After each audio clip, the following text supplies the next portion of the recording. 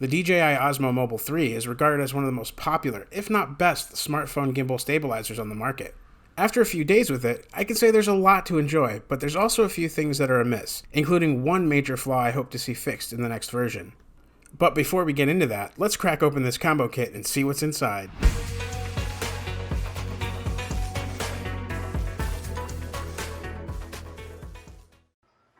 As an owner of the original Osmo Mobile, I've been looking forward to getting my hands on the Mobile 3 because of its compact and lightweight design.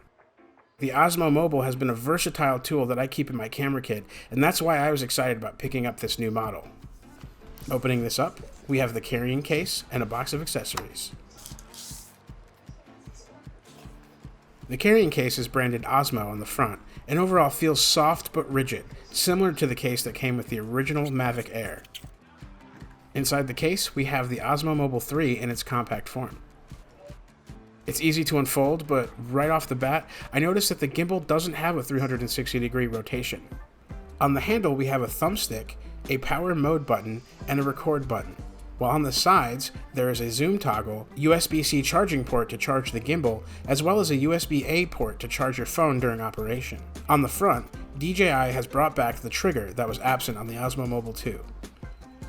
Inside the accessories box, we have the standard booklets and documentation, as well as a wrist strap that can easily install onto the Osmo handle like this.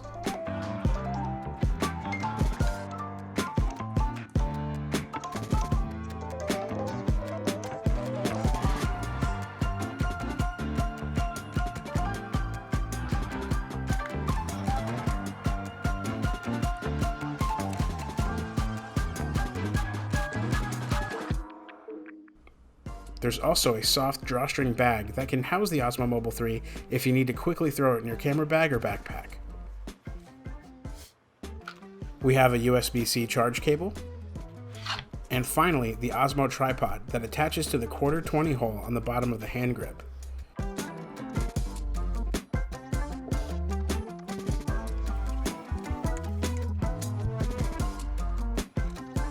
Back on the case, there's a soft pocket on the outside that can house your accessories and charging cables.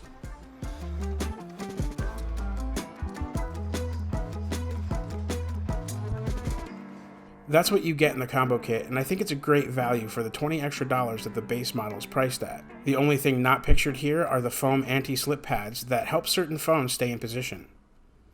The major draw for me with the Osmo Mobile 3 is the new compact design, the ergonomically angled hand grip, and the access to the mobile phone's charging port.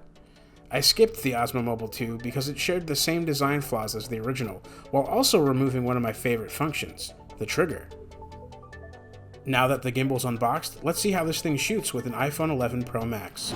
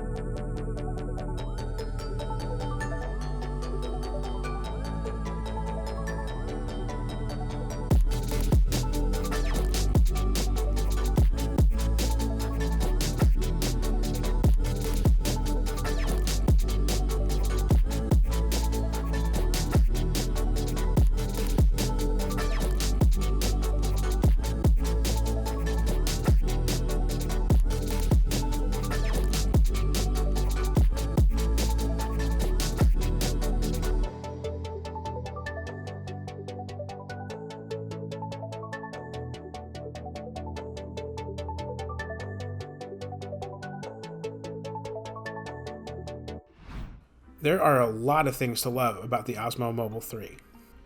It has a smooth operation, and the comfort grip makes it a pleasant experience while you're composing shots. The unobstructed charging jack allows you to add an accessory like a microphone, or you can just charge your phone with the Osmo's 12-hour battery. With a double click of the power mode button, it changes the orientation from landscape to portrait or vice versa. Double tapping the trigger allows you to recenter the gimbal back to its original position if you lose your orientation. The selfie and active track features really push the boundary of previous models.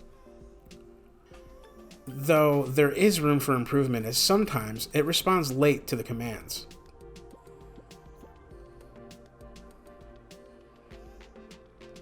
This brings me to some of the problems I noticed while using the Osmo Mobile 3. First, the unobstructed access to the phone is great, but in doing so, DJI removed the balancing micro adjustments found on the previous models.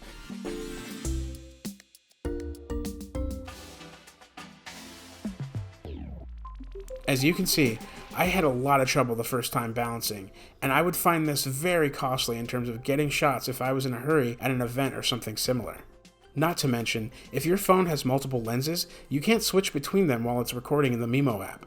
Here I wanted to see if I could go from zoomed all the way in to out, and well, you can't. You can, however, do it if you're not recording. I have not tested this with the Filmic Pro app, but if you're using the Mimo app to control your gimbal, you won't be able to switch lenses while you're recording.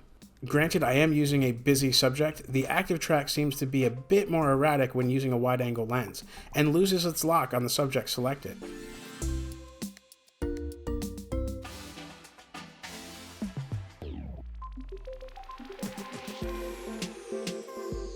Gone is the ability to do flashlight mode, but to achieve that look, you can side-hang the gimbal.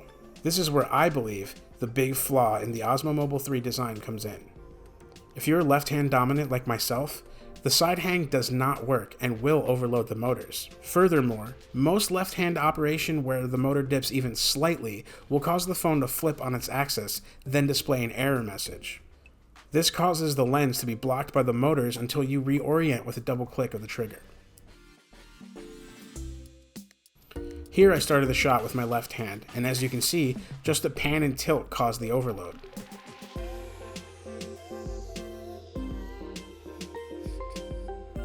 When I duplicated the move with my right hand, it worked perfectly.